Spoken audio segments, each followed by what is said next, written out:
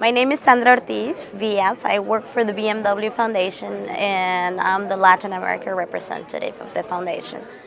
The BMW Foundation has two frameworks. One, it's how to create and increase a global dialogue.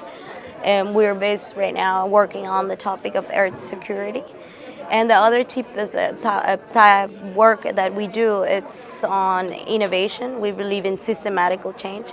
The BMW Foundation is not tapping on a specific problem. We are looking at a systematical change because we do believe that every organization and every individual has the power to give something for the common good. And some organizations has, or some individuals haven't started yet because they haven't found the right fit for them. So we work on several topics such as strategical pro bono services, venture philanthropy, trying to bring other philanthropic organizations to think in a more strategic way, social entrepreneurship, and since the beginning of last year, we're working very strongly on the topic of social entrepreneurs.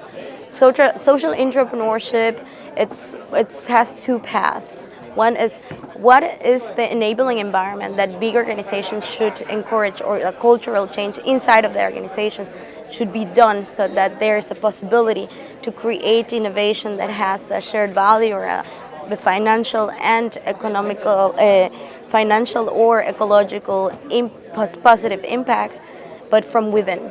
And the other side is, how do you support these individuals? Like, how can you help? Because the challenges are sometimes different as the social entrepreneurs. It's also very hard to find them because they are inside of these companies if we're working with social entrepreneurs inside the companies. And it's also about the team. There's not a superhero because they have to build their teams, and sometimes it's a team entrepreneur.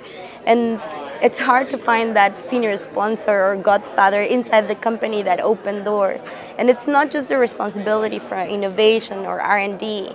It's more that everybody can become a change maker inside the company if you listen at it. The next step is going to be how to be a social entrepreneur inside also governmental organizations.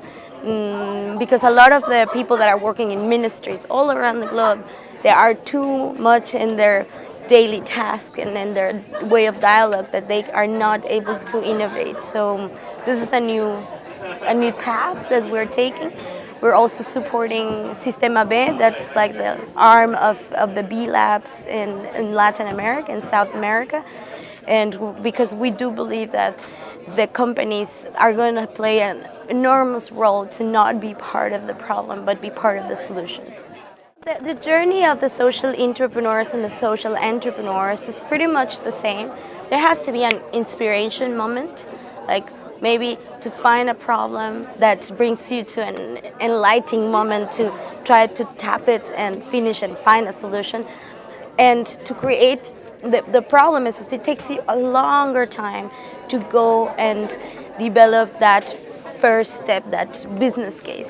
For the social entrepreneur, you can just play in your garage and boom, create something because it's your own strategy.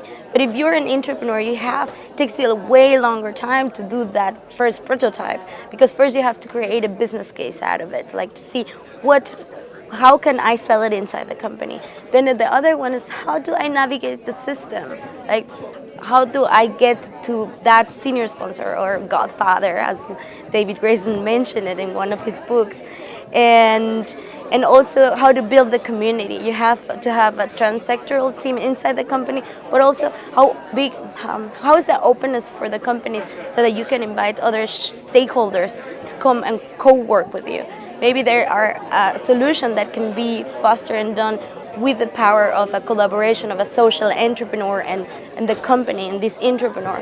But if the enabling environment and the openness and the risk-taking of the company is not there to give that group of individuals the time and the money and the openness to cooperate, so that's hard. And at the end, it's resilience, but it's also a very strong part, and the ownership, to give your baby away and say it's not mine, it's the company. So there are some similarities, but also completely other challenges.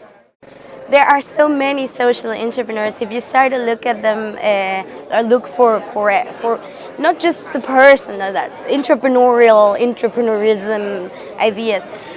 We have in our network, in the BMW Foundation, we have a network of responsible leaders, about 2,000 people from all over the globe, from all cross sector, from the ministry, from NGOs, social entrepreneurs, and also people and companies.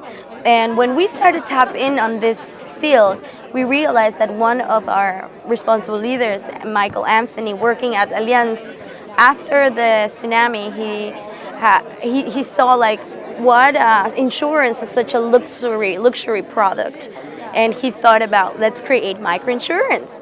And the people from their strategy, they thought that he was crazy, because that's like for such a very little amount of money.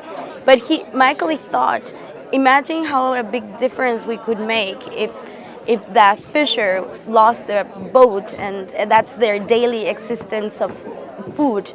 So he decided to create it and fight for a couple of years to make it. And right now it's his own work. He has his own team. He has representatives from Allianz that are running microinsurance. So that's one of a lot of wonderful experience. And in the Skoll Forum 2014, we had the opportunity to meet a lot of social entrepreneurs that are here. There are so many initiatives, and what we're trying to power to create a collaborative way of tapping this and talking to big organizations with the same voice.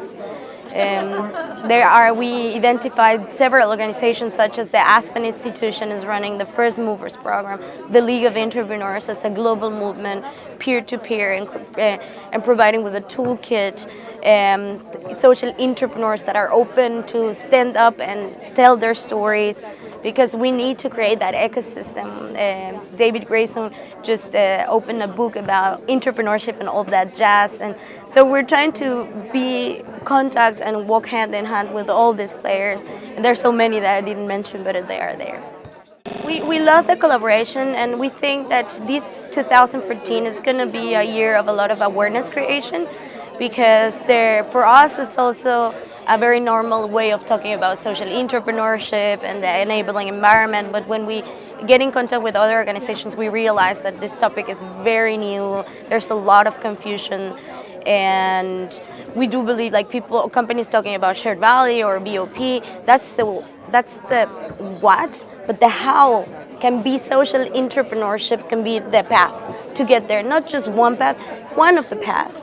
So we are going to be working with all these partners that I mentioned in the Sustainable Brands in Rio in 2 weeks, on the second edition of Sustainable Brands in Rio de Janeiro. We're going to facilitate a panel discussion and a workshop together with the League of Entrepreneurs and Fundación Don Cabral, some local organizations that are already doing something on the field.